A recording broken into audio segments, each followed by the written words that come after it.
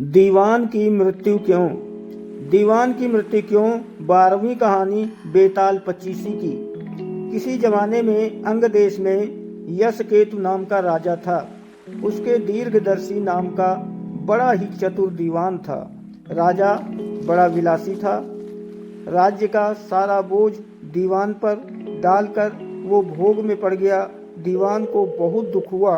उसने देखा कि राजा के साथ सब जगह उसकी निंदा होती है, इसलिए वो तीरथ का बहाना करके चल पड़ा।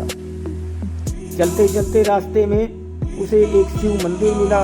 उसी समय निशिदत नाम का एक सौदागर वहां आया और दीवान के पूछने पर उसने बताया कि वो सुवर्ण द्वीप में व्यापार करने जा रहा है। दीवान भी उसके साथ हो लिया। दोनों जहाज पर चढ़कर सुवर्ण द्वीप पहुंचे और वहां व्यापार करके धन कमा कर लौटे। रास्ते में समुद्र में एक दीवान को एक कल्प वृक्ष दिखाई दिया।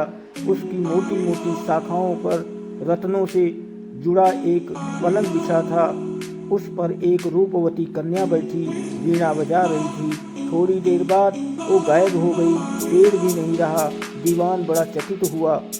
दीवान ने अपने नगर में लौटकर सारा हाल कह सुनाया।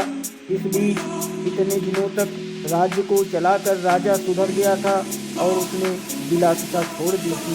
दीवान की कहानी सुनकर राजा उस सुंदरी को पाने के लिए बेचैन हो उठा और राज्य का सारा काम दीवान को सौंपकर तपस्वी का भेष बनाकर वहीं पहुंचा।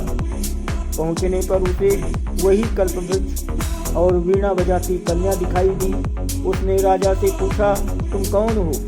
राजा ने अपना परिचय दे दिया। कन्या मृगांक सेन की कन्या हूँ, मृगांक वती मेरा नाम है, छोड़कर न जाने कहाँ चले गए हैं। राजा ने उसके साथ विवाह कर लिया। कन्या ने ये शर्त रखी कि वो हर महीने के शुक्ल पक्ष और कृष्ण पक्ष की चतुर्दशी और अष्टमी को कहीं जाया करेगी और राजा उसे रोकेगा नहीं। राजा ने शर्त मान ली।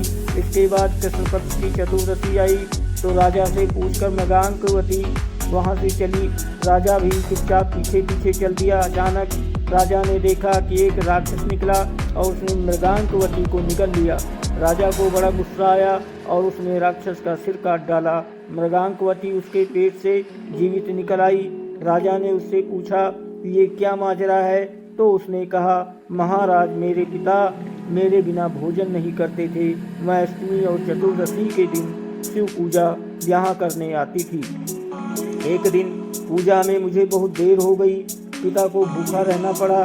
देर से जब मैं घर लौटी तो उन्होंने गुस्से में मुझे श्राप दे दिया कि अष्टमी और चतुर्दशी के दिन जब मैं पूजन के लिए आया करूँगी तो एक राक्षस मुझे निगल जाया करेगा और मैं उसका पेट चीरकर निकला करूँगी। जब मैंने उनसे साफ छुड़ाने के लिए बहुत अनुनय विनय की तो वो बोले, जब अंग देश का राजा तेरा पति बनेगा और तुझे राक्षस से निगली जाते देखेगा तो वो राक्षस को मार देगा, तब तेरे साप का अंत होगा। इसके बाद राजा उसे लेकर नगर में आया। दीवान ने ये देखा तो उसका हृदय फट गया और वो मर गया। इतना कहकर बेताल ने पूछा, हे राजन, ये बताओ कि स्वामी की इतनी खुशी के समय दीवान का हृदय फट गया। राजा ने कहा, इसलिए कि उसने सोचा कि राजा फिर स्त्री के चक्कर में पड़ गया और राज्य की दुर्दशा होगी। राजा का इतना कहना था कि बेताल फिर पेड़ पर जा लटका।